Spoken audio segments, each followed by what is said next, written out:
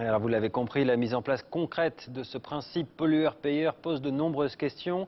Le gouvernement a d'ailleurs promis un grand débat sur ce sujet à la rentrée, mais plusieurs réponses peuvent d'ores et déjà être cherchées du côté de la Suède. Là-bas, la taxe carbone existe depuis près de 20 ans. Pour quels résultats? On voit ça avec Nicolas Châteauneuf et David Fossard. Au Royaume de Suède, on ne débat plus de la taxe carbone, on la pratique depuis 18 ans. Dans le pays, il vaut mieux faire carburer sa voiture à l'agrocarburant, pendant que les taxis et les bus font leur tournée au biogaz.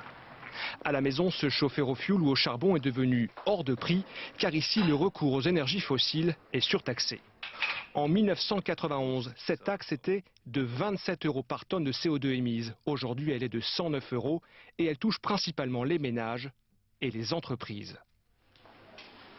Aujourd'hui, la taxe carbone représente 20% du prix de l'essence à la pompe en Suède. Depuis sa mise en place, le pays a vu diminuer de 9% ses émissions de CO2, alors que dans le même temps, sa richesse intérieure, elle, augmentait de 48%. Ce qui fait dire aux Suédois que la taxe carbone ne tue pas la croissance. Mais parallèlement à cette taxe carbone, la Suède a fortement baissé les charges sur le travail, ce qui rend difficile les comparaisons. Une chose est toutefois sûre, l'augmentation très progressive de cette taxe a beaucoup aidé.